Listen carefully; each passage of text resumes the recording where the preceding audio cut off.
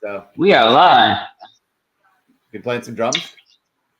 Yeah, I played Tuesday night. I haven't played since Tuesday night, but Nice. actually, I haven't played since Tuesday night. When I got home from my lesson, I put my stuff on the table, and I Okay. haven't. I took yesterday off to rest my shoulders because plus I had to work, so I took a break. Nice. Are you working tonight? Are you off tonight? I have tonight off because it's Thursday. I take because we normally do Brad's show at 8. Duh. Yeah, duh. I forgot. I don't work Thursday nights, so that I can do Brad's show. Nice. That's right.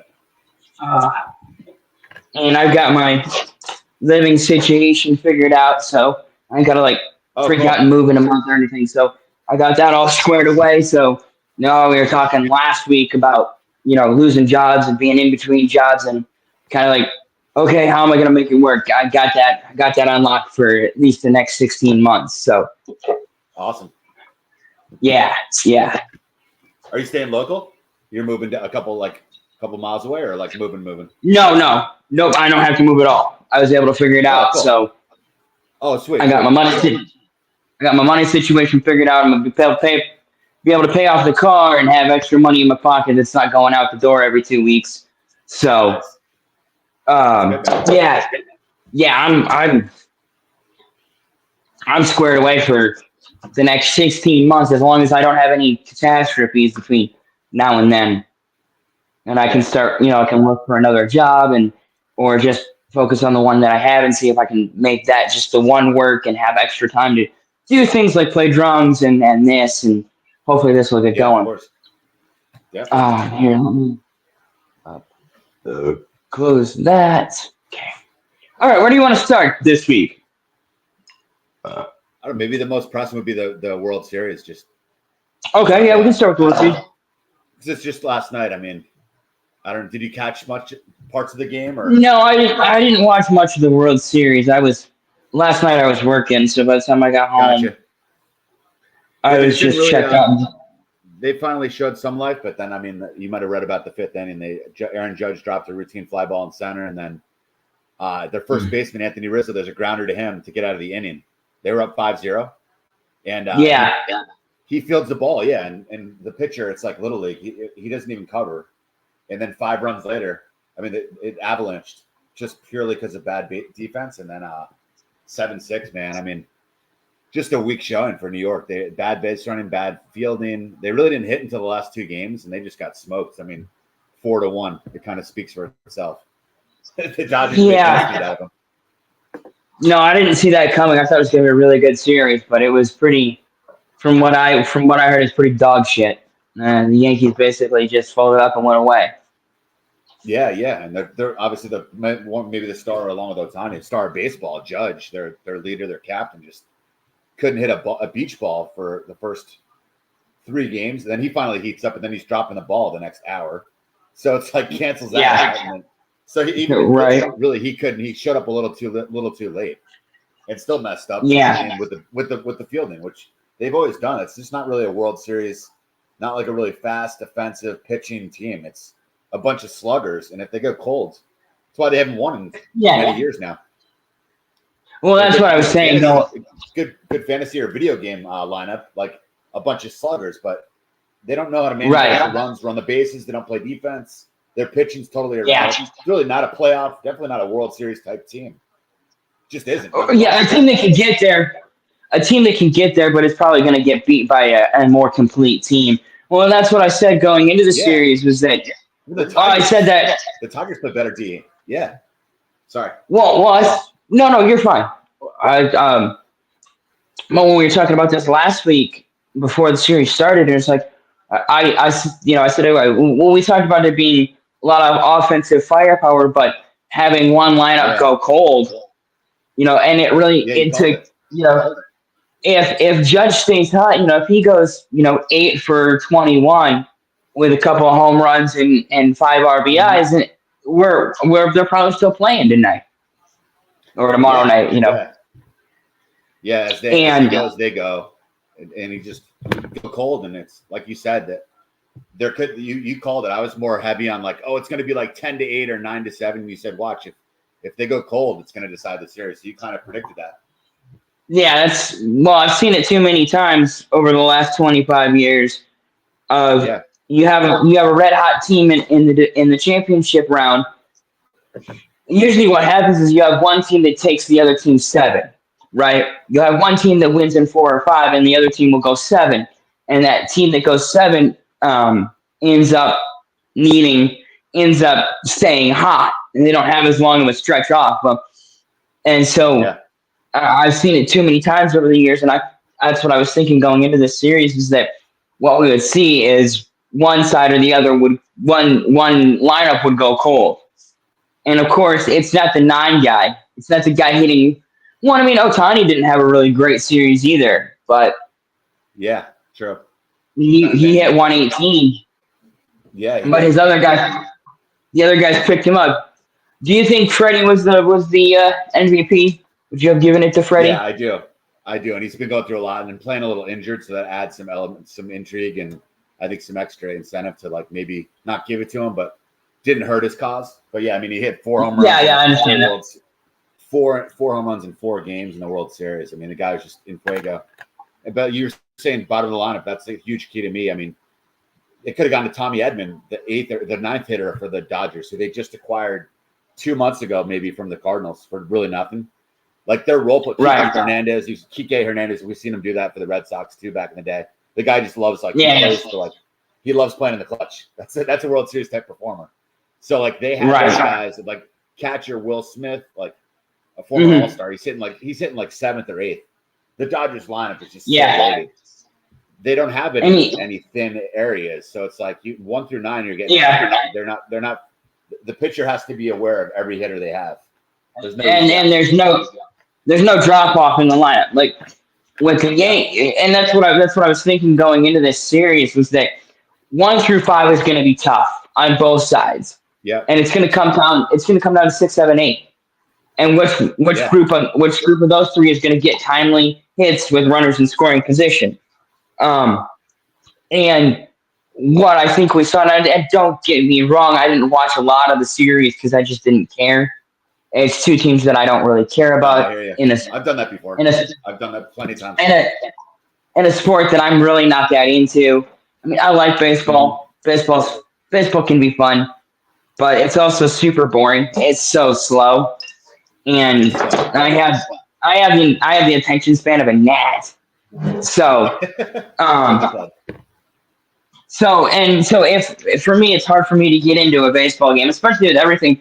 Especially this year with everything that I had going on with losing my job and trying to figure out if I was going to need to get another one, if I was going to be able to cash out my 401k, with everything else that I had going on with doing the drumming stuff that I'm doing and doing this show with you.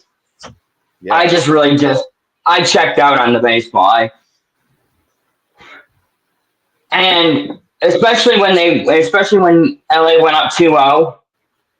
And then definitely when they went up 3-0 and New York looked bad, it's really hard to get into a series when neither team is hitting early.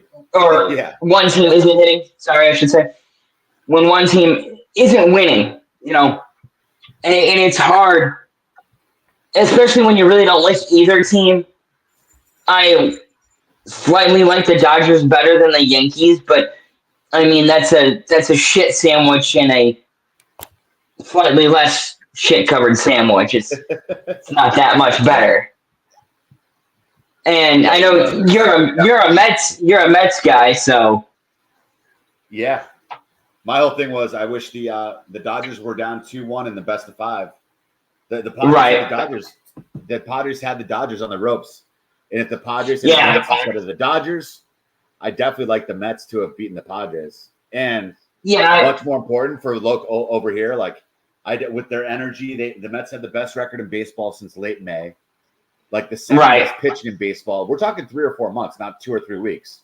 Like with their energy and some of their dramatic wins in the postseason, I think they would have beaten the Yankees in 5. So maybe the you can't control who you're playing, right? The Dodgers are better than the No, Mets. of course not. If the Dodgers had somehow gotten knocked off, be it by the Padres or the Mets lost, but I'm thinking overall, like if the Mets are down there, I think the Mets either way are a better team than the Yankees right now today. Yeah, possibly.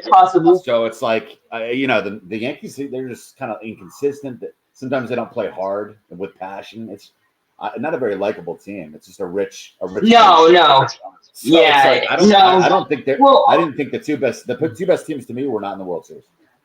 But you can rarely. That's like saying, oh, the Chiefs should play the Bills in the Super Bowl. Like we can't change the divisions, but that's the way I felt about it. Right. No, I get what you're saying. It really wasn't the two teams that I wanted. I wanted Tigers Mets. I thought that would be a great series. That would be great. But when it's a long off season and it's already almost over, you gotta like how they finished the season. If they can find another pitcher, you gotta feel like they've got a serious shot to contend in the division next series or next season. But it's a long off season. Yeah, like a lot. But they just came out and played hard in the summer stretch when it got hot. They got hot.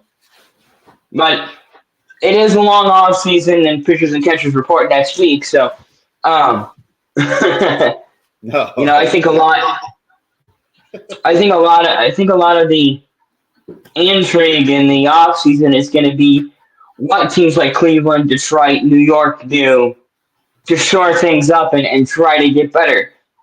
And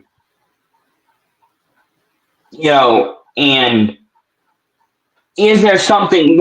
Who's out there? What's available in the free agency market and in the minor league systems that can come up and be a plug and play everyday guy?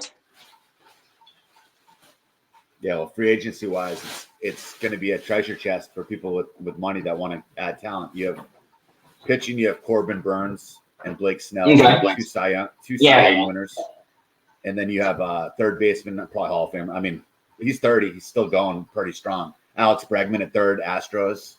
You got Pete Alonso, the polar bear in New York, the Mets. He's available first base, and then you got the biggest prize, Juan Soto. He's only 25 years old, dude. That's a 1-year deal on the Yankees. That's a 1-year deal. Soto's probably leaving the Yankees, I think. Dodgers might make a play for him too, which is ridiculous. But the Mets, that's the Mets target. Mets, apparently Soto's good friends with several Mets. The owner, Steve Cohen's one of the richest people in America now. The newest couple of years, the newer Mets owner. He's supposedly like rumored to be like enamored, like head over heels. Soto, especially being able to beat their big brother, the Yankees, their city rivals. If they takes Juan Soto away from the Yankees, if he comes to the Mets, that's a huge move. So that's now kind of stick it to the Yankees and make the Mets a lot better. So that's a big move to watch. The Soto move is the biggest one in free agency. I mean, he's entering his prime. He's 20. Yeah, you said he's just now turning 25. I think he's about to turn 26, but yeah, I think he's currently 25 or just turned 26. So he's ready. Okay. Already World Series ring with the Nationals. He hit 39 home runs this year and like 290 with 39 home runs this year. I mean, something like it. Just the guy. That's solid. Yeah. So we'll see. Yeah, the Tigers though, they have a young group, and Tigers are only going to get better. It's great experience. Great experience for them to make it that far, for their confidence, for their mentality, heading into spring training. That's a great move for their future. They kind of made it, and now they're legit, and they believe in themselves. They playoffs is the mission. No more rebuilds. Yeah, I think it's just a continuation. Yeah, for sure. I think it's a tooling up. I would consider this offseason a chance to get good. See what's available on the free agency market, see who's available, and finally get good. And not start out the year 40 and 65. For sure. Yeah. And have to win.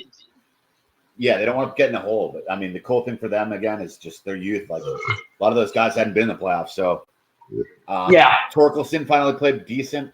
They got Skubal, who's just like the best arm I think in the world. But you Skubal better win. Force. Maybe they, he better win Cy Young. Yeah. But I'd like another arm. I'd like another arm that they could go. Yeah. They could go to on a weekly basis, because like the platooning of 2 or 3 or 4 guys is fine if they can go every night. But if you have Skubal starting game 1, games 2 and 3 have a kind of a mismatch of 2 or 3 guys that you can go to that are going to get you 2 or 3 innings each. And then game 4, you have a solid guy that you can go to.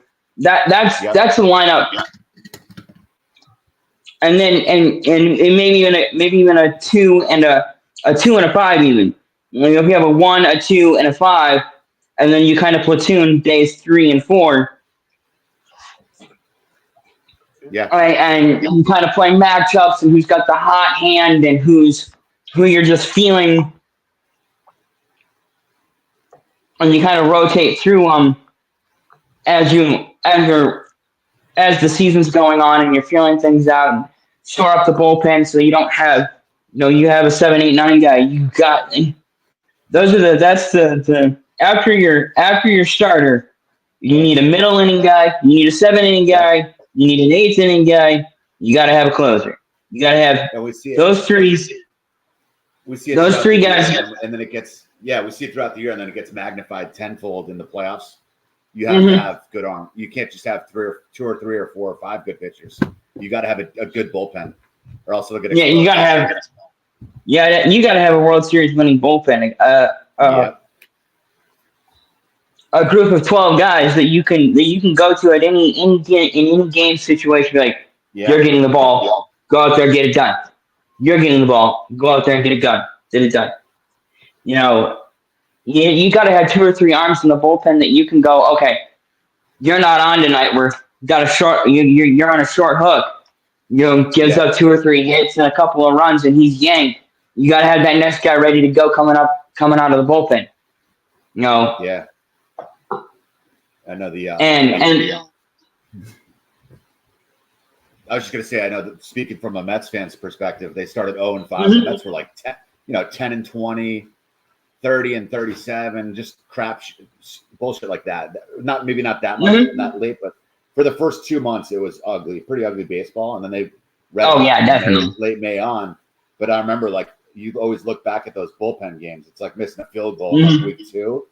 In like week 2, a 35-yard chip shot, and then it's like, shit, that's gonna haunt us. That's what the Mets bullpen did long term the last month. They wouldn't have to be playing at Philly or at LA somewhere. You know what I mean? Like their schedule was brutal early on, and even late in the year, the Mets had a bad bullpen. I mean, the Dodgers had just 6 or 7 really good relievers on top of their starters. There's no letdown, like you said. Everybody has to be totally capable every night. You might get called on. You can't just like drag a guy into the fire every night, and the guy's arm will fall off. You need depth of pitching. Absolutely, you need. And especially in the World Series and late in the playoffs, late in the year, late in the playoffs, because after, you're grinding out 150, 160 baseball games, you're tired, you're sore, you're bored. I mean, I understand, like, I don't know. I've never played sports, and I never played sports like growing up or anything. Just didn't have the money. I would have loved to, but we never had the money, so I never got to play competitive, organized league sports. I played like a season of t-ball when I was 6, and the one thing that I remember from that is getting whacked in the head with a aluminum baseball bat.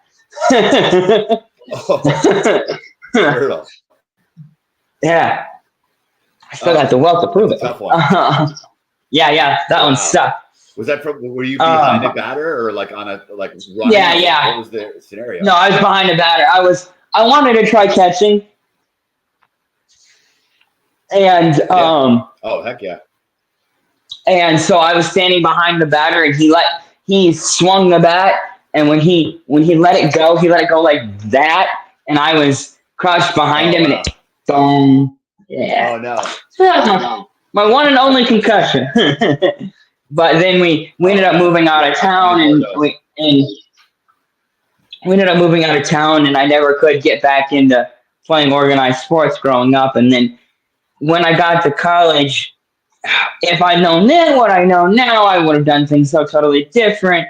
You know. Back to upset. Yeah, man, that would have been. You still have the cool athleticism, and you have a good bit. Like you got all the traits, and but sports like the back of your hand, so it really doesn't matter. Yeah.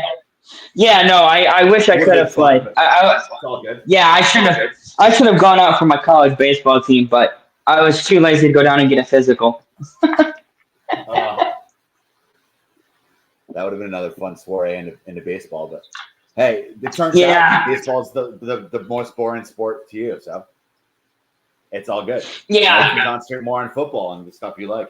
Yeah. Football's the king of the hill, though. Right, football is the king of the heap right now. I'm still a bigger hockey fan. Hockey's my sport. That was awesome. That was when I was 8. When I finally turned 18, and I could play the lottery, and I play the lottery every week or every other week. I'd go and get a couple lottery tickets, and I thought, this was 15 years ago when I was still young and spry before I broke my foot. If I had won the lottery, what I was going to do is I was going to quit and just go be a hockey player. I was going to go buy ice time, and I was going to skate until I couldn't skate anymore.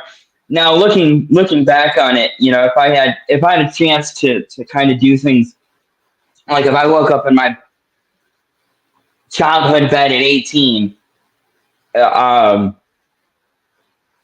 there's so many things that I would do differently. I would get back on my parents' health insurance. I would get treated for my ADHD, because not to deviate too far, but I do like talking about the me.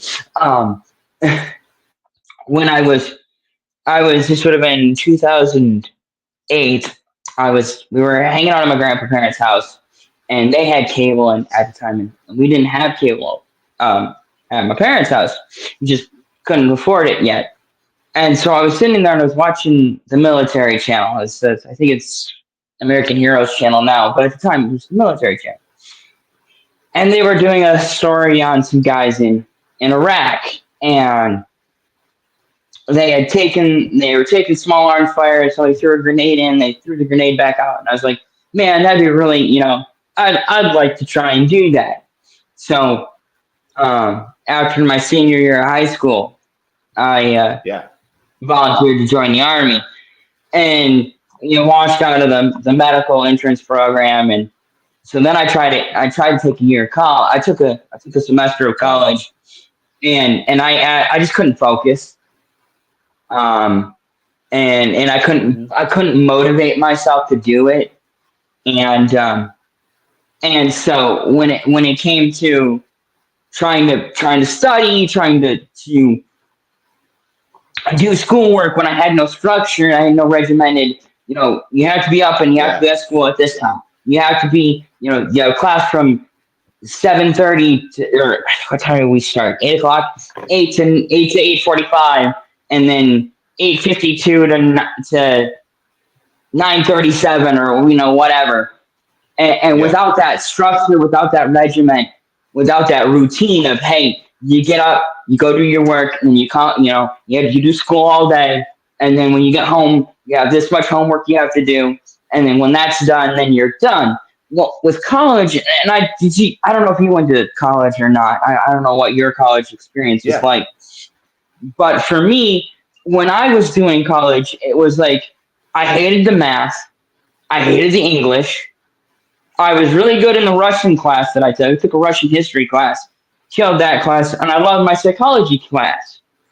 And like getting beat down in math and English just made me hate the whole experience, because I just didn't have, and without that routine, without that structure, without that form, without anyone holding me accountable to making sure I was turning my work in, making sure I was doing my work right, making sure that I was showing up for class, making sure that I was,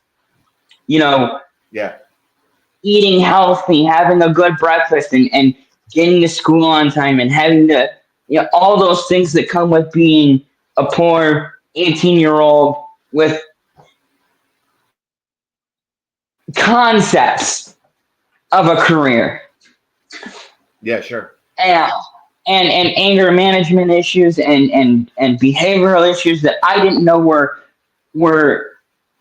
part of my disorder. So, for me, it was a different track, but you're on the right track now. It's a different path you took. Yeah, no, absolutely. I'm super happy. Totally cool. I'm super happy with my track now. I'm on track. I'm on board. I made some money moves yesterday. I'm feeling really good about where I'm at. I like doing this show with you. I think it's so much fun. Nice. It is fun. It's nice to not just sit around the house and play video games because I have nothing better to do. A little human interaction. Of course. So that's more of my boring life story. It's not all that exciting. Got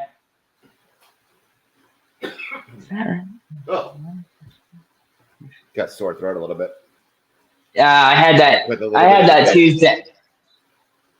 I had that going on Tuesday. I couldn't. My throat was scratchy, and I was tired. I didn't really want to talk, so that's why I ended up. And then yesterday, you never said you were available, so I. Oh yeah. I kind of figured in that regard.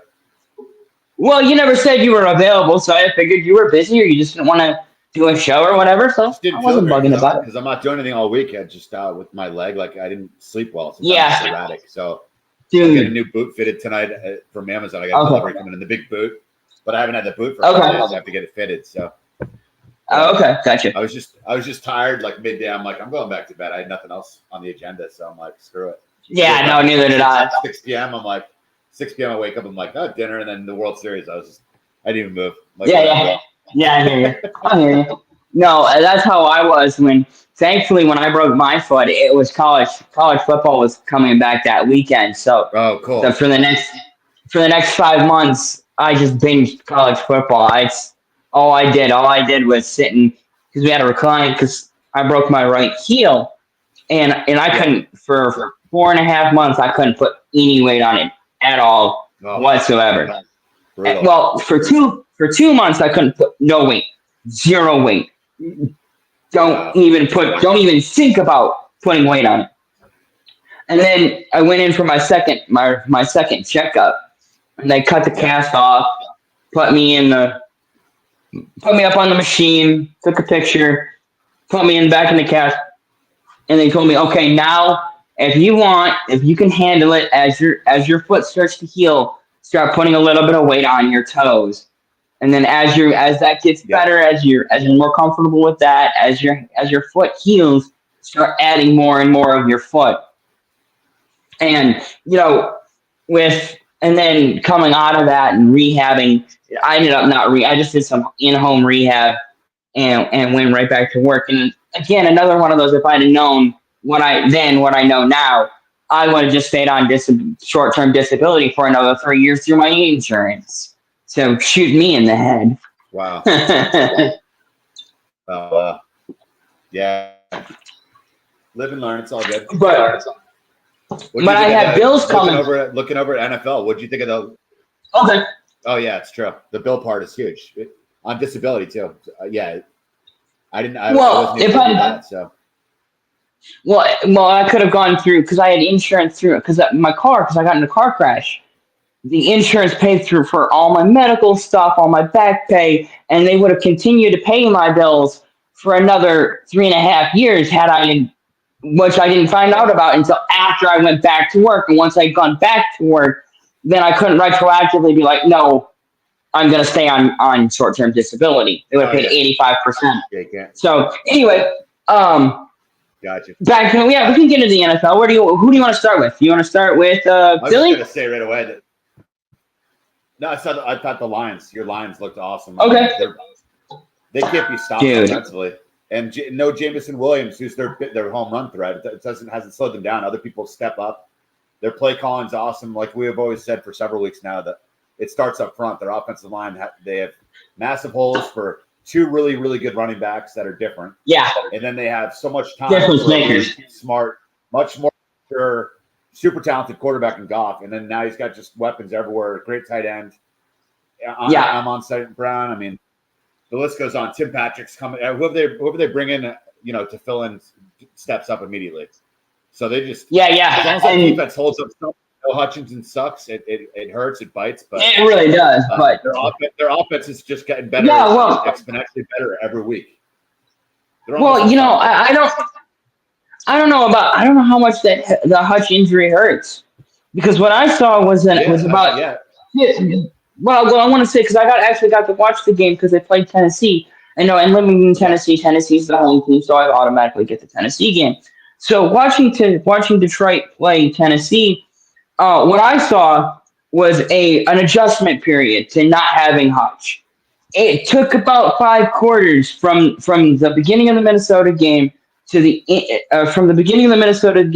of the first quarter against Tennessee. What I thought I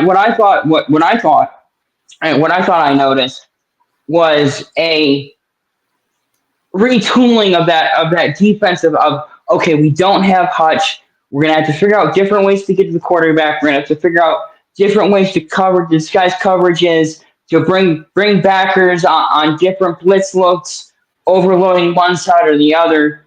And honestly, if they don't go out and get a home run hitter on the D line, I honestly think where we sit right now, we're gonna be okay. Yeah. No, it's changed since then. Yeah, you're right. You had some good observations having watched the whole game where you are in Tennessee. Yeah, I have to agree. It's not gonna make the Super Bowl impossible if they don't add anyone to replace Hutch. What I saw last night, or not last night, sorry, I'm thinking we were doing Monday. Sunday, what I saw Sunday was a team that rallied around the units, right? If the defense made a great play, the offense rallied around it.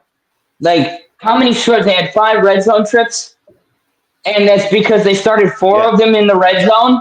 They had 4 trips in the red zone because they started in the red zone. Jesus Christ! It was like, wow. When the offense made a big play, Jameer, you have that first touchdown run.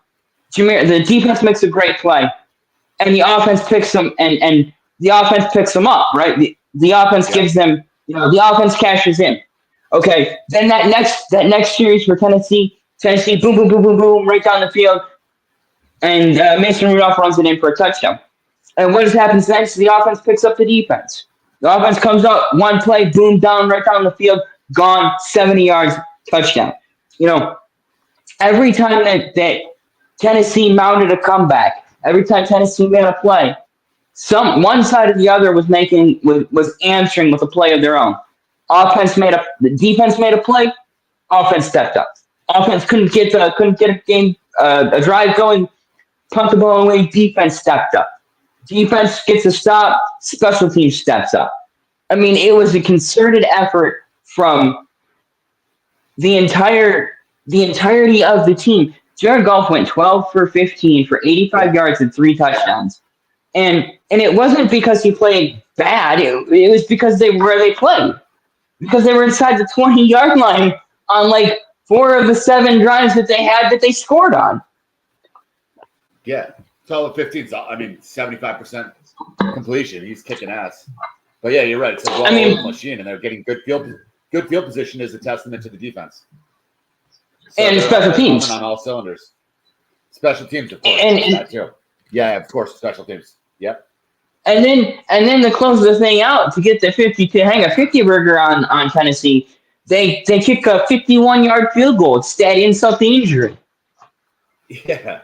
And Tennessee's had a pretty good defense. That's one shining light they've had. Yeah, they were the number 1 defense in the league. They just blitzkrieged them.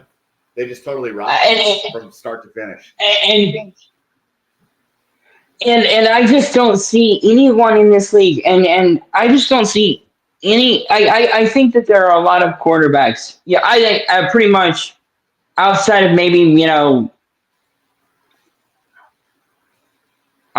maybe Mason Rudolph, Daniel Jones, Mac Jones. I think every other quarterback in the league thrives in this offense. And then that's not a knock on Jared Goff. I love. I think that's. I don't want to take anything away from him. He's built for it though, because it's not too many deep. It's just really good decision making and multiple options. It looks like, and Goff's a really smart guy. Like, it's built for him just to get it out of his hands. Let the talent win the matchups and just gain yardage, rack, and all that stuff, and then an occasional deep shot to like a Jamison Williams. And letting it's perfect for him, and he's perfect for it. Yeah. Yeah. Well, it really lends itself to smart decision making. That not every that a sack isn't the end of the world. Take a sack, play on, punt the ball and play good defense, and then they have such a good defense that they can punt the ball and play field position. That they don't have to go out and go round for round. That they can get a stop or two. They don't have to force it. So. Yeah, I thought they looked awesome, and then Eagles big win after smoking the Giants and Saquon Barkley's homecoming. Yeah, the Eagles really they really dispatched. I thought it would be a really tough game. I could easily see the Bengals winning. They went into Cincinnati and beat them by 20. Could have been more, 37-17. Hurts looks a lot better the whole past month. 3-game winning streak. Well, no turnovers in a month in 4 games for him, and then the defense is finally growing up. I mean, they have 2 really good rookies. I posted on Facebook. It's the number 1 pick, and then their second-round pick, Cooper DeJean, the guy from Iowa. Yeah, Cooper DeJean. I'm so mad. Awesome, I'm so mad. Pro Bowl type rookies. People are like, why are they taking 2 guys? They need a new guy for Kelsey on the offensive line. I was like, no, they have Juergens. Like, they could have taken any other positions. Line. They took back-to-back corners, and now they're both starting. So that was. I'm still mad about that. Smoked in the secondary last year, so I was like, dude, really showed that up. Did that? The Eagles they got 2 future corners starters right there. So, but Super Bowl team, not yet. I'm like, they got to keep trending upwards. Championship game team. The Lions. The Lions. They can win the NFC East. I remember the Commanders, I think, but. Yeah, they'll be in the mix, but I definitely have the Lions are a level above them at least. They're, the Eagles are mixed. The Lions are head and shoulders above everyone, I think, in the NFC especially. Yeah, I think that in the NFC, and then definitely in the East, I think I don't know how you could argue. Well, no, I don't really think. No, I think Commanders. No, I really don't. Maybe I want to see those 2 teams play each other. Eagles have more, and that'll be a really better veterans. The Commanders got the new shiny toy, the new awesome quarterback. So it's like I still think the Eagles definitely have an edge over them, but the Commanders will be in the playoffs. But I want to see them play each other. Yeah, for sure. They got two times coming up. I think in 2 weeks or 3 weeks, and then in twice coming up, you'll see.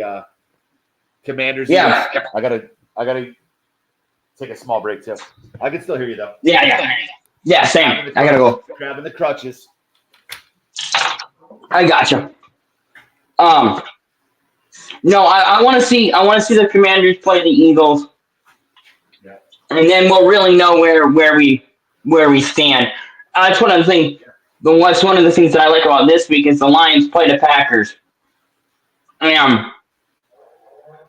We'll see what we have from both teams, where we're at. I really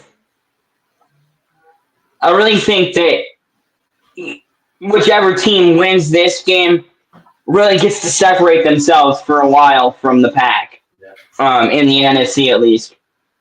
I wasn't. Seattle got thumped by the Bills. They were handled pretty well. San Francisco, they took care of Dallas. But Dallas is so out of sorts right now. It's weird. You would think they look lost. Is what they look to me, at least. They look like they don't have an identity. They look like they're trying to be everything all at once, and they're nothing. They want to be a power running team. Well, that's not it. That's not there. Zeke's not that guy anymore. Okay, so we're gonna try to be a speed team, a speed running team. We're trying to get to the outside. We're gonna bring in Dalvin Cook. Dalvin Cook isn't what he once was. Ship has sailed on Cook too. They're both washed up. Let's be honest. They look washed, at least so far. They don't have a great offense. They don't have a great offensive line. They don't have this great, massive, big offensive line that can give Jack 2.5 seconds to find the open man. He's constantly under pressure. Yeah. He's constantly under pressure, and then defensively they have 3 or 4 pass rushers that are out. Micah Parsons still out. DeMarcus Lawrence. I mean, so that's they're just not that vaunted. They're not that intimidating right now. They're a 500 team, and what are they? 3 and 4? 4 and 5, 4 and 5, 3 and 4. Yeah, they are who they are at this point.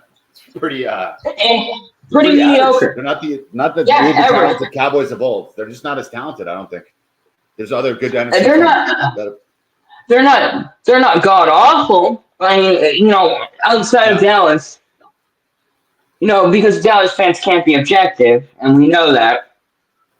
Outside of Dallas, I think Dallas is probably a top 15 NFC team. I think 12 maybe. They need they've got to figure some things out. They've got to find an identity. They've got to find something that they can do and do well and maximize it.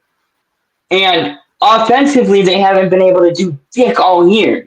They can't give Dak time to throw. They can't run inside. They can't run outside. They don't have the defense that they can just 2-3, 2-3, 2-3 punt, and then by the fourth quarter they can stay within a field goal, go out, rip off 2 40-yard runs, punch it in, and win by 10. And you look at that's true. You look at the rest of the league. The Bears are better. The Vikings are better. The Packers are better. San Francisco, Detroit, they haven't fallen off. Tampa Bay stayed up. The Rams look like they're back. Last Thursday night's game, when they played the Vikings, they looked like they were trending in the right direction. They look like Puka's back, Coop's back. Stafford looked healthy. Defense played well. Held a Minnesota team to 20 points. A team that had been averaging 24, 25, 26 points a week. Held them to 20.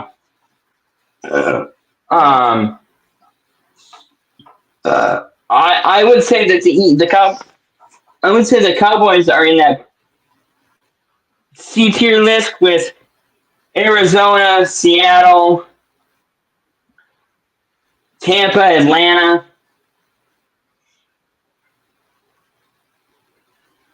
Yeah, that's about it.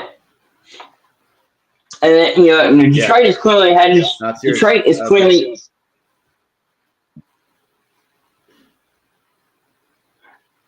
Detroit is clearly head and shoulders above the rest, as of right now, as of this Thursday.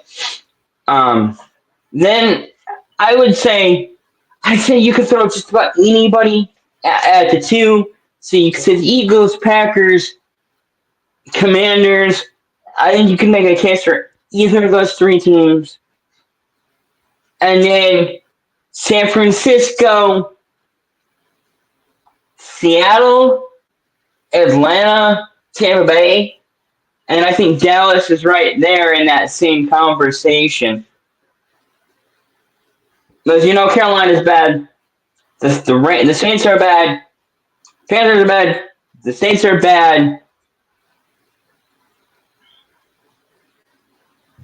Arizona's showing flashes of something. Arizona looks like they could be a threat to back into a wild card spot. You were in the bathroom? Yeah. I didn't know that. Yeah. Okay. Nice. Well. Wow. The joys of live radio. Yeah. Never seen that or heard that before on a live podcast. Oh. Dropping bombs. All right.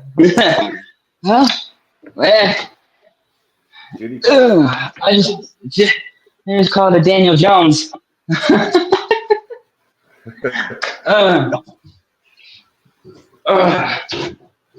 Normally I would mute, but with me being the stream host, I didn't want to mute on you because we didn't have anybody else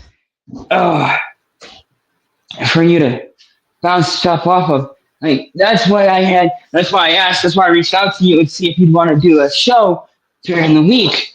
It's because I can't do this by myself. I get so lost, flustered, and confused, and nobody watches, so I'm bored. I'm gonna go play video games. What do you have, PS5 or Xbox? PS4. Do you have a PS5? No, I just have a PS4. Nice. What are you playing now? NHL 24. Nice. Yeah. Sweet. Oh, I just don't have them. Is it good? I just don't. I like it.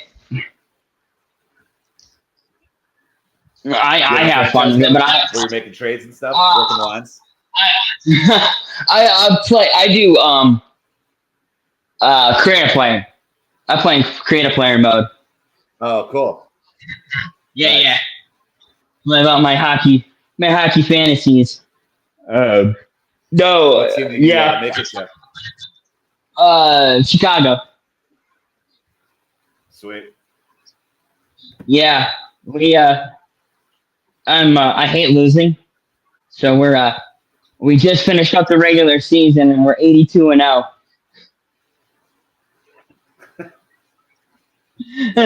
I haven't. What? Yeah. Whenever we're losing, I'll just turn it off and start over again. That's one way to do it. One way to win. Yeah. Yep. Nice. No, I don't have it on. I have it on like the mid-level difficulty. I don't have it on super easy, and I don't have it on super tough. I have it on just hard enough where it's just frustrating enough to keep me interested. On super easy, I win by like 100, and on super hard, I lose by like 100. So we kind of set it in the middle, and then just go out and have fun. And it's not like I don't stream or anything, so nice. I don't have to worry about people in the comments being like, turn it off, take it off rookie mode. So, no, I just play for fun. But I've been playing a lot more drums, been working on my music, trying to get that going, because I don't really I want to get out of working regular 9-to-5 jobs, you know. I want to move away from that. I want to do something fun, something that I actually enjoy. Between this and playing music, like honestly, either one of them would be fine with me. I'd love to do a 2-hour radio show every day of the week. I'd be alright with that. Yeah, for sure. Shall we jump over to the AFC for a while? Talk about the AFC? Yeah, sure. Turn that out of my eyes. I'll be probably good for an hour and a half, Adam, because I got to get my brace at 6:30. Yeah. I got to probably it's fine. The brace to come in, so let's do 90 minutes today. I think hour and a half is good. Okay, sounds good. Cool. Yeah, no, I think that's perfect. Yeah, what are your thoughts on the AFC lately? What do you think about the AFC lately? Did you see that Saints player try to break Justin Herbert's leg? Yeah, that was crazy. I like the repercussions. I like the offensive lineman smashing the guy. Yeah, they would have had ridiculous late shot. He should be suspended a game at least. At least. He should have probably gotten 2. I would have given him 2, but I know they fined him $1.2 million, so he did get a good fine. Wow. Yeah. Is he Yeah. suspended at all? I haven't heard if he got a suspension or not. I would have given him 2 games, just to send a message to the league. We're not going to tolerate that nonsense. Egregious. Yeah, that was one of the dirtier hits I've seen in many years. Yeah. Should be a suspension. Yeah, no. It was to me, it was right up there with some of the stuff that Sue and Hainsworth were doing 10 or 15 years ago. Oh, I remember them. Yep. Yeah, that was equally dirty. Some of their moves. I understand being frustrated. Yeah, I get it. I've been frustrated. I've wanted to hurt people at work, but it's not an appropriate adult response, and in the heat of the moment, in the heat of battle, your emotions get away from you. And this is why I'm such, we talked about this on Brad's show quite a bit, but it's why I'm a huge advocate for having to go into a sports psychologist. Go find somebody that knows what you're going through and talk to them, because they can help. They can help calm you down. They can keep you centered. I'm sure that every team in the league, and then I'm sure across all the leagues, they have resources for mental health and reaching out and finding somebody to talk to.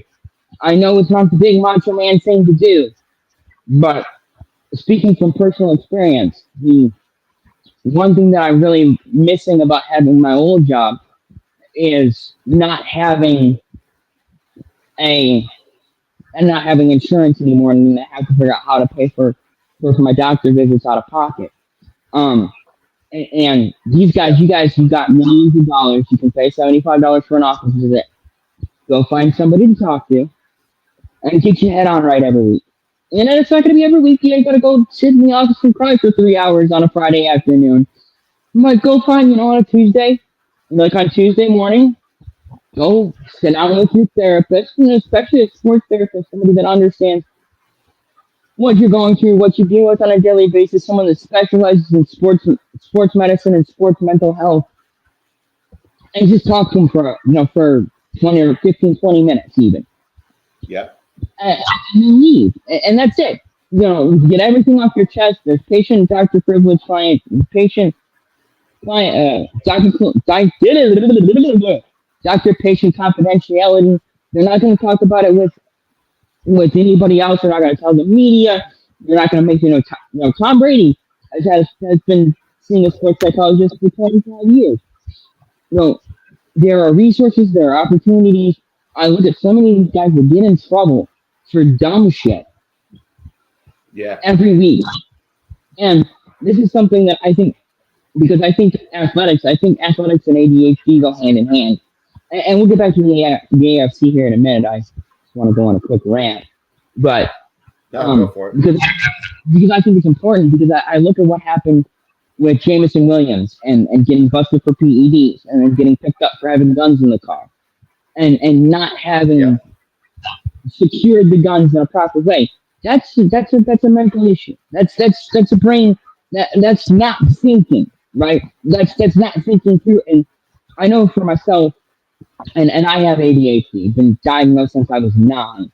So when I went back just recently and got re-diagnosed and started taking meds again, took me a couple of meds. I'm okay now. I'm happy with the med I'm on, but I'd like to try another one just for shits and giggles to see how it works. But I know that with ADHD, and I know sports, because sports is regimented, structured, it's physical and mental, it's always stimulating. And even when there's long periods of downtime, there's still mental stimulation. You have to stay engaged. And so I would not be surprised if 90 to 95% of your top flight athletes have some form of ADHD, because ADHD is very much it's executive function issues. And so when they're structured, ADHD people function best in high stress, organized chaos. Military, police, firefighting, EMT, law enforcement, for federal and state, you Yeah. know, those are and the trades, jobs that are demanding, mentally, physically, emotionally demanding, because those are the jobs that are naturally stressful. And so when you're already stressed out, it's like, okay, I'm already stressed out anyway. I'm just naturally stressed out. And so when you're a top flight athlete, like a guy that plays in the NFL, just the lineman there, or Jameson Williams, Yeah. you're always naturally stressed out anyway. And then you get into this game, and it's natural, it's stressful, and it's organized chaos for 3 hours a week, and you're actually really good at it. You know, you can look at it and go, yeah, okay, I did that. That's cool. Whereas your house is a wreck, your finances are falling apart, you got unpaid parking tickets out the kazoo, but Who's for this? 3 hours on a, just in general, just athletes in general, just 88, ADHD, and other executive function disorders. They're not, unless you're window looking moron, right? You can't tell that somebody, unless they tell you, you can't tell that somebody has a mental disorder like BPD, ADHD, schizophrenia, um, Yeah. autism, without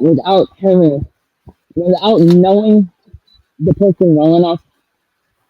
It's one of those things when they say, "Oh yeah, I have this disorder." Um, then they go, "Oh, okay, I see it."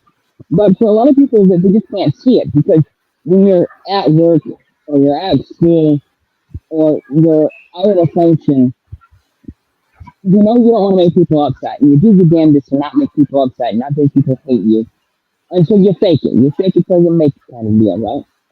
And for an athlete, world famous, they have attention, they make friends, they seem like everything is going okay, like everything is given, they've been given a golden opportunity to achieve great things.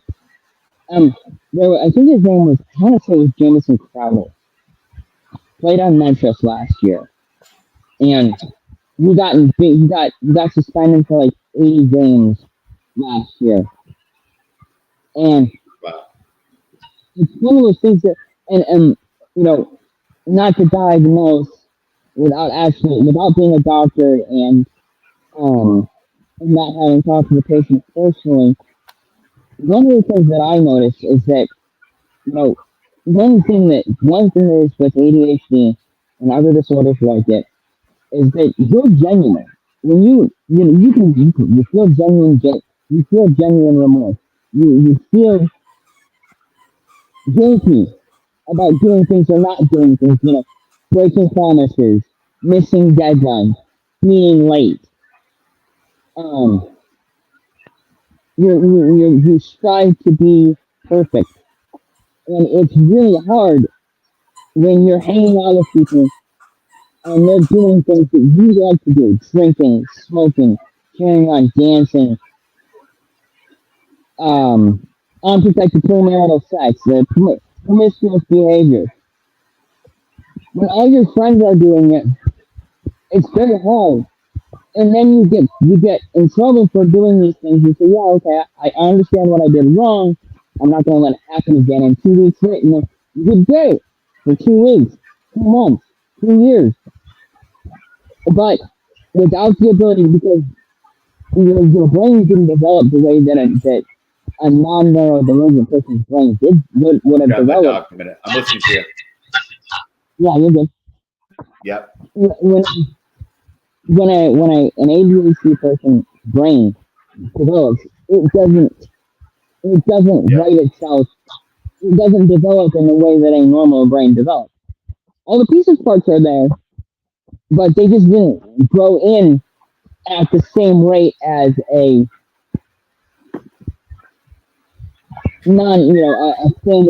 standard brain.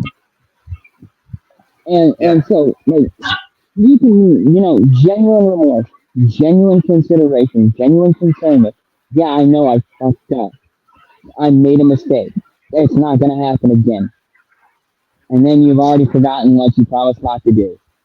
And so, with guys like what happened on Sunday, the consequences need to be now, they need to be severe, and they need to be consistent. And I think that's one of the big things across sports leagues is that the punishments have to be severe, consistent, and immediate. And because if you don't do something right now in the moment to punish the player, especially if they have undiagnosed ADHD, and I'm not trying to diagnose anyone. I'm just speaking from personal experiences that Did they say the guy that? Are you talking about the dirty tackler? yeah. I'm speculating. I'm speculating, right? Oh, yeah. I'm, I ex- haven't heard I'm, anything ex- about that. I'm extrapolating from my personal experiences and what I've heard about high level athletes. And they're very that there's a that ADHD is very common among high stress professions. I didn't know that. I have ADHD. Good. I've never heard that. Yeah, yeah, and that people that are really good at sports tend to be um, neurodivergent, and so that's just my thing is that for a lot of these athletes, they need to go find somebody to talk to and get medicated if medicine is what they need, or find a system that works for them. Because a lot of what you do, if you Yeah. talk to athletes, you talk to Tom Brady or Peyton Manning or Ray Lewis, these psychopaths, right? Everybody's like, you're fucking crazy. And then it's like, yeah, it makes sense. They're the best in the world at what they do. And so it was, to me, because I've heard other players talk about it, and I've heard other people talk about it, and from my own personal experiences, that I know when I'm playing a game, whether it be a video game or an actual outside game, when it's game time, I lock the fuck in. I can't be distracted. I can't be dissuaded. But in everything else, I'm lost. And taking notes and studying film and prepping and preparing and structure is very, pro sports is very rigid, it's very structured, it's very segmented. You get to the facility at this time, you go do this at this time, you leave the facility at this time, you go and you see this person at this time, and then you go see that person at that time, and then you do this, and then you do that, and everything is broken down minute by Yeah. minute. And you're constantly taking notes, you're constantly taking notes, you're constantly getting reminders, you're constantly being aggressively I fed must. information. Yeah. Yeah, Yeah. no, you do what you gotta do. Get up, move around. I totally understand. Um, and so just my overarching point was that instead of just treating them like bad guys, let's do some investigation. Let's find out if there's something underlying that is creating these issues because you see it across sports. Legal issues, money issues, marital problems, extramarital Sports affairs. psychologists are hired for it. Yeah. The teams have sports psychologists on staff. So I'm sure they're already talking to this guy. Just like you have And security, for they have me, psychologists.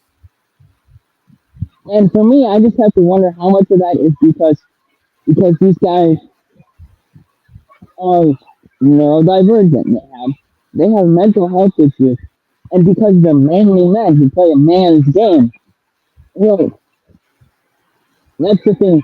That's the other thing is that they're manly men who play a man's game, and they don't need to talk to nobody about their feelings. That's women's stuff. And how many guys could have been saved from going broke if they had just gotten with a with a therapist and a financial planner and been like, okay, this is how we're gonna do it. This is how we're gonna invest. This is how we're gonna affect your medicine and your psychology and this is your finances are gonna be squared away. Your your spending habits are gonna be curtailed. Your mental health is gonna be taken care of. Your physical health is gonna be taken care of. We have a financial plan. We have a money plan. I mean, financial plan is long term. You know, and Yeah, how they're, many they're, of these they're guys? doing their orientation during the NFL training camps and stuff. I think they have some of that covered now, but yeah, there's still additional help that could be really well utilized by that group. But yeah, sports psychology now. I mean, each team employs each team has one on staff. You I'm would pretty think, sure. or at Yeah, least have access. And it's not like they don't have. It's not like they can't afford to go out and find one. So, yeah, a financial plan, a money plan, a mental health plan. These kind of things that would protect athletes from their own damn stupidity. You know, yeah, yeah. and yeah. But to get back to the NFC or the AFC.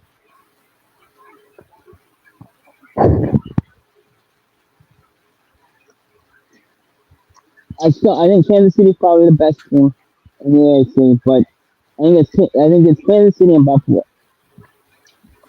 Kansas City, Buffalo, Baltimore. I think that's your top three in the AFC. Yeah, I agree. Definitely. Those three firmly.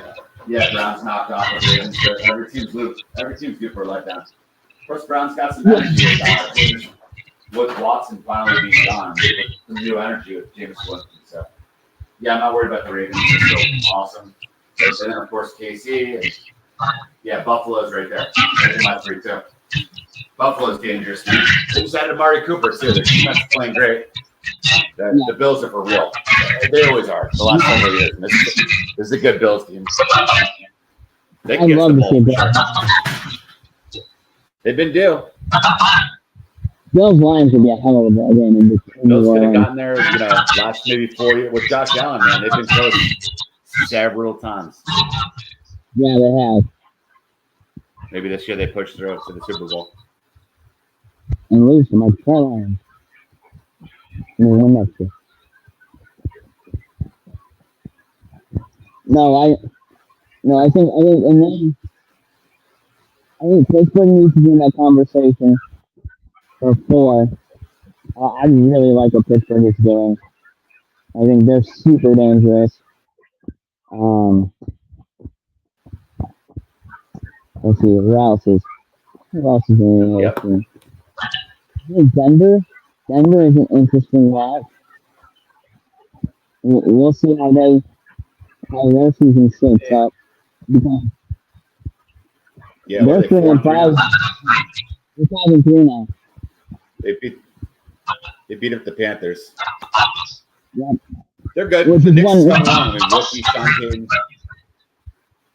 This is what you want to see. Which is what you want to see. You want to see them beat up on a bad team, like a Carolina. Not give up. Yep. Not have a one-time game where they only win by 2 or 3. They went out there and they handled business against Carolina. Sure. The Jets were crash players.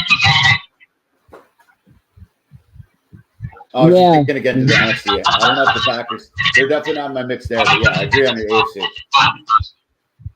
For sure. Yeah, just down to the injuries. A couple other teams just not doing it. These 3 Texans have been hit by injuries. Texans, Jets tonight. Who do you like? Texans in New York.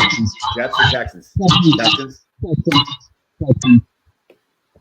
I think Jets wake up and randomly win a game. You still don't see them win a game. They've got to win. They've got to win tonight. Yes. They have to. But, well, no, the Jets do. They're absolutely do or die again. They're 2-5. They drop to 2-6 if they lose. I'll say 2-6. No, they're 2-5. If you're 2-6, you're cooked. That's you can only have 6 losses to get the playoffs. They'll be 2-6 if they lose. Half the season left. The Jets have to win tonight to make the playoffs. Yeah. You think they're out? They're not going to make it.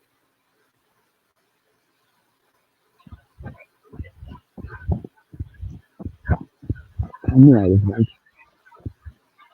They're already 2-6. They've got to win tonight. Yeah, absolutely. I took them I took them money line. I think they're going to win. I put a hundo, kind of aggressive, but I really do. I think at home, I think the Jets are going to win tonight.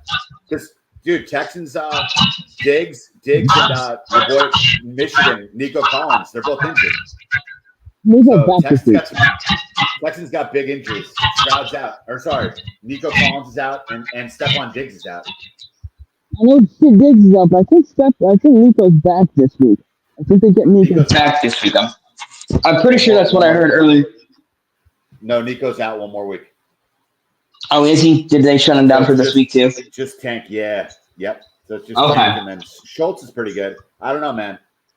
I think one more week of practice. Yeah. The Jets are just absolute must win. And they're 100%. Yeah. The Texans are better, definitely. I agree. I like them overall. The Texans are my 4th team in the AFC. That's who I was forgetting. Okay. I like the Texans. Yeah. Because I like their defense. I like their coaching. I like Stroud. Yeah. Texans would be the Texans are in the mixes. But tonight, I just think it's like desperation. I think the Jets will show up tonight and like squeak out a game. Will they make the playoffs? So tonight, I think they're just more desperate. So I'm going Jets tonight at home. Field goal game. Gotta have like that. Gotta have it. I gotta have it. They have to. Yeah, halfway done. Their season's totally done. If 2-7.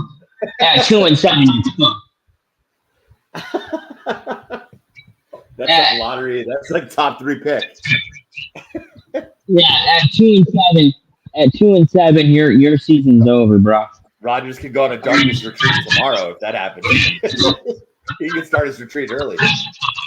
He'll be tripping by Saturday morning. Right. No.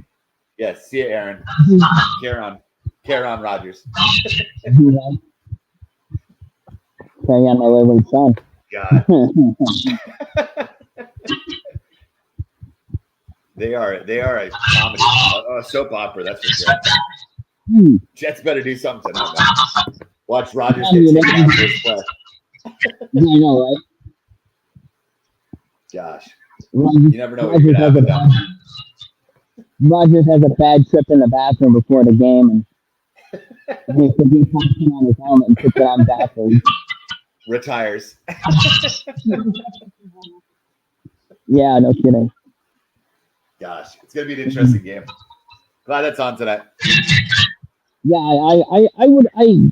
I agree that the Jets are a must win. It's 100% must win. But I just don't see it. I really Texans like. You're good, man. Yeah, it's gonna be tough. I really like the Texans. I like CJ Stroud a lot, as much as it pains me to say. I like CJ Stroud a lot, and I think that Texans defense is stout. Tank Dell has got, he'll come on. He'll be the number 1 with Nico. If Nico is out, If Nico is good tight end there. Joe Mixon run the ball. I was thinking Tony Pollard, but he's in Tennessee. No, Joe Mixon in the backfield. I think you lean heavy on him. Yeah. You might even go some max protect, jumbo heavy sets, and just run the ball at the Jets and see if you can get some movement on that offensive line and just play fake and keep away. That's what a small ball, a big ball. Jets missing their middle linebacker too. TJ Mosley, he's out. Yeah. So they have a couple pass rushers. They have Sauce Gardner. Right now, the Texans, they're missing 2 of their receivers. Texans will run. You can run it at the Jets better than you can pass usually. So you can do everything against them. The Jets have been SIDS, but they have talented players on defense. We'll see if they make plays tonight.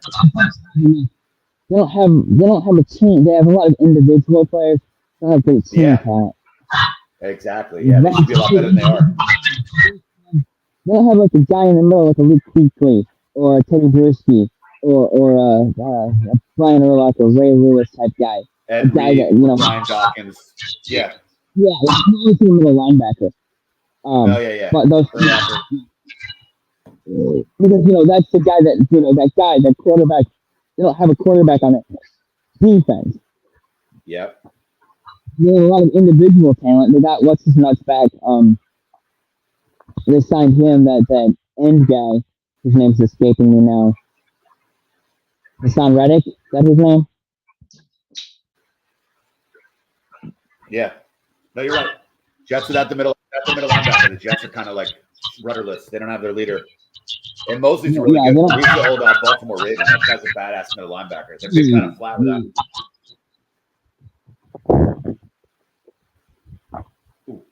And so when it comes to having somebody to quarterback the defensive. Yeah. Yeah, they just don't have it. They just lost in New England. Like, that's rock bottom. And now they got to beat the Texans on Thursday Night Football. On a short week. Yeah. Tough assignment. Yeah, it's an assignment of football, man. What I was going to say about the Titans or Texans is that I might change my game plan. I might go out and see what I have in the first 3 plays. I might go heavy run and see if I can't get something on a 25-yarder. Try to get Schultz open. Try to get Tank open. Try to give them a run heavy look. 6 or 7 offensive linemen. 5 offensive linemen, 2 tight end, 2 receiver. Yeah. In a pistol kind of set. Or an offset pistol, in a short gun with an offset, and see how the Jets respond. I might go out there and try to throw the ball a couple of times, see if we can't protect and get somebody open, and then come back and then stay in that heavy set, pinch everybody down, and try to get some movement up front. See if I can get some movement going forward. Blow everyone off the ball and then just gas them for 3, 4, 5 yards a pop. And play keep away. If I'm the Jets, I play a lot of guys up front, play aggressive in the trenches, like bring the linebackers up, and then I'm putting Sauce Gardner the whole game. Sauce Gardner, put him one-on-one with Tank Dell. Just have him go wherever he goes. Just shadow him the whole game. Because, that's one of the biggest advantages for the Jets. Injuries suck, but the Texans are down 2 really big threats. So now they just have one guy to really focus on. And you have your top dog. He's supposed to be the man. He's got to prove it. Just shut down. Basically, try to shut out Tank Dell. Allow 2 or 3 catches.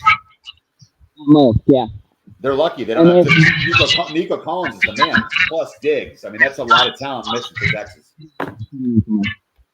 But I think that because I would be tempted if I was the Texans to try and stay away from the pass, go away from the pass.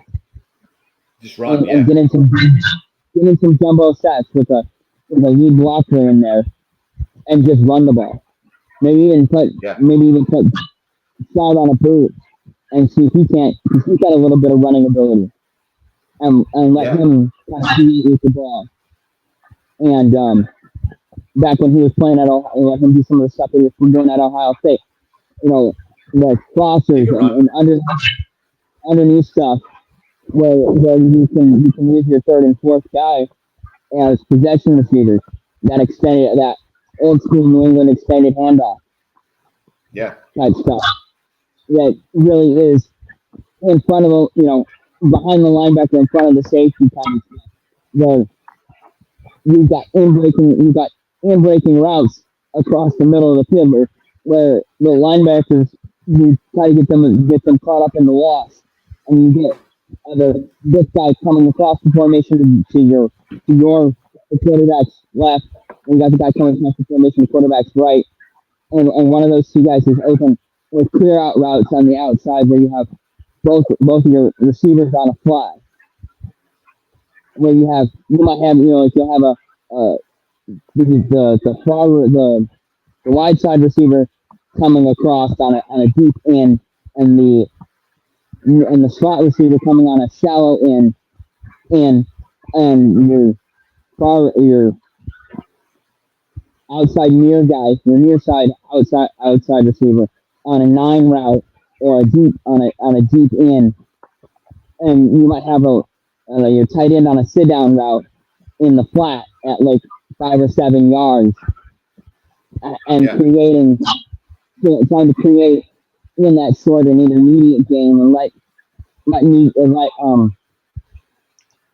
as soon as they get comfortable, try to suck the linebackers down, be able to run the ball effectively, and be able to hit play action off that and go over the top to Tank down and let him go. Use his big body to frame out Sauce Gardner and make some big catches in the red zone. Yeah. Then if I'm the Jets, you got to run the ball with Brees Hall. He's been much better lately. They're just not winning, but he's playing. He's doing his hard work. He's putting in the work. And then Aaron, Mr. Diva, is going to want to go to his guy, hand selected Devontae Adams. So they're going to be throwing it. You got obviously Garrett Wilson from Ohio State. He's a total stud. They should throw to him more and a little less to Devontae maybe. But I think the Jets got some offensive potential. But, they really they got to slow down CJ Stroud. I think the Jets, if they play well, the Jets can put up points. They got weapons. If Rodgers is okay.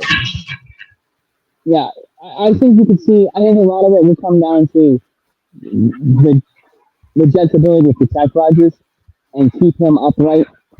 Yeah. If they can keep Rodgers upright, Rodgers can still carve you up. Rodgers still has everything there to carve you up, even at 40. But the problem is they're not getting that push on the offensive line. Not giving him. They don't. Brees Hall is a good running back, but that offensive line isn't good. So even if he's getting 4 yards of carry, they're still in. They're not. They go Brees Hall on first down, and it's 2nd and 6, incomplete pass on 3rd down, sacked for 4-yard loss. Huh. Sacked. Yeah. They need to do better. Pass protect. Or Brees Hall will have a 20-yard. He'll rip off a 20-yard run, and then incompletion, and then they go 3 incompletions and punt. Or a short completion or incompletion and punt. Or short completion, run for no gain, pass on 3rd down, punt. It's a lot of the offense that they haven't been able to generate. 22 points against one of the worst teams in football this season.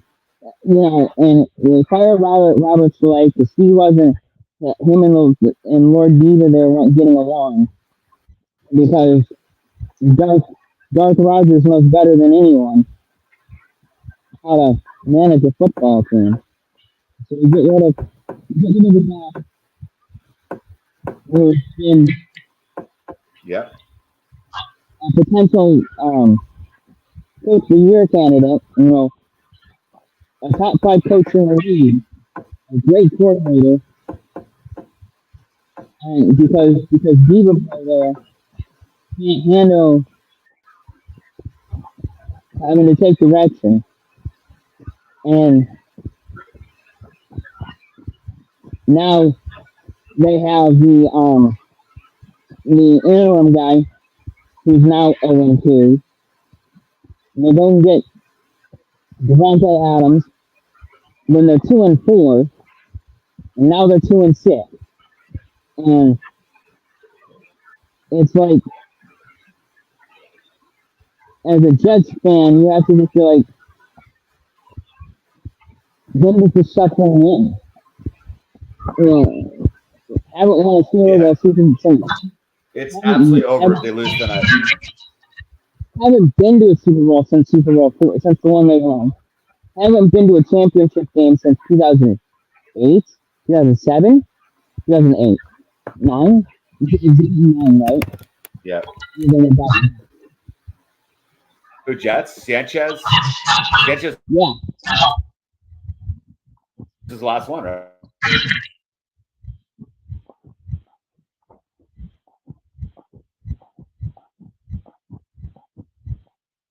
Did you freeze up?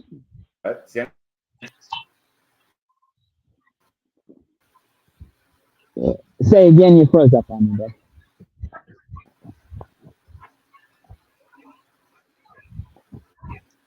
Breaking up. What'd you say about Sanchez? Can you? Oh no, I think you said 2009. Were you talking about the Jets? The last time they went to a championship game? Sanchez? Yeah. Oh yeah. Yeah, it's been a long time. No, haven't been to a championship game since 09. Haven't won a Super Bowl since they went to. Haven't been to a Super Bowl since they won.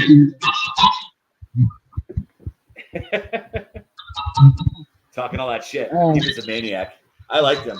He was great though. Yeah, he was ballsy guy. Fires people up.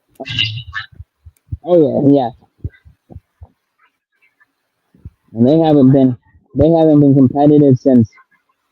Well, and then they go out and they get Rodgers because they think. Because they were a quarter. We talked about that 2 years ago. Then they go and make the trade for Rodgers, and it feels like, okay, this is a good move. They're a quarterback away. Rodgers is at the tail end of his career. They go out, his penultimate year and his swan song year. He'll get to ride out with a great team, good defense, good weapons, good head coach, and he gets hurt in that first game. Okay, here's a bust. Whatever. We'll get back out for it next year. And then this year, they come out and they fall flat on their face. I mean, I don't know if you can fall flatter on your face if you were in Kansas.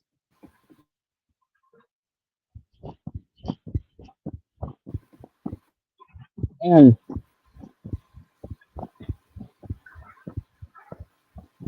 then they fire Salah, they get Devontae Adams, and you're like, okay, well, they're making moves to try to get better. And it's like, okay. Yeah, their interim coach is a defensive coordinator. Salah's better at defense than he was. Like, it doesn't make it. I don't know. I don't know what they're doing. Every week they're doing something drastic. They're still not winning. They don't know. They don't know what they're doing. Yeah. They're running out of moves and excuses and all that. Time's almost up, and it's halfway the season. It's crazy. Good deadline's next Thursday at 3 p.m. Something like that. What's that? Next Thursday at 3 p.m. is the trade deadline. What are you talking about? Oh, I was saying the time's almost up for the Jets. Yeah, I was saying the time's almost up to make moves. What's that? Like, what? The time to make moves is almost over. Oh, the deadline? Yeah. The trade deadline, I think, is next Thursday at like 3 p.m. or Friday or something like that. Oh, I'm not sure. I can look it up. Yeah. I know it's coming up within the next 2 week or two. I want to say it's next Thursday or Friday. Oh, it's November 5th. November 5th. Election day. Oh, Tuesday. At what time? I don't know. I'll look that up. Doesn't say what time. I think it's usually 5 p.m. Yeah, it's somewhere between 3 and 5. It's 5 sounds right. Yeah, now that I think about it. Yeah. So, like the window the window to get better is rapidly closing for everybody. So if you want to make a move, all these teams. The window to make moves is closing. Yeah. Jets can't make any more moves. Enough's enough. They have to just win games. Yeah, and I just what I saw last Sunday was not winning football. I mean, obviously they won. Not hope inspiring. But not confidence building. Really, that's what I say. That's what I'm saying. It's like, Ridiculous. I know there's no moral victories, right? But like, you can't even feel good about how you played. It wasn't like they lost by 3 to the Ravens or the Steelers or the Packers and Lions or Kansas City. They lost by 2 to the 1-6 Patriots. Jacoby Brissett drives down the field with like 2 minutes left and scores. I mean, yeah, just where's the defense? And then they can't get it in the end zone. Where's the offense? We'll see. Now they face a much tougher Texans team. They ain't the Patriots. And we'll wrap up on this. I think that the Texans team, the injury depleted Texans team is much better than New England. Of course, absolutely. And so I switched the angle up on my right now. Yeah, I hear you. All right, well, that's an hour and a half. So Cool, man. You go ahead and get out of here for today. We'll jam out. Maybe we can jam out tomorrow. We'll talk later. Maybe get a show tomorrow. Cool. Thanks, Dad. Talk to you later, man. I'm going Jets 23-21. 24-21 Jets. What's your prediction? 36-13 Texans. Okay, here we go. We'll talk about it tomorrow. You're righty then. See you, man. Yeah. Hey, guys. Thanks for watching. Like, comment, and subscribe below. And we'll catch you on the flip side. Maybe.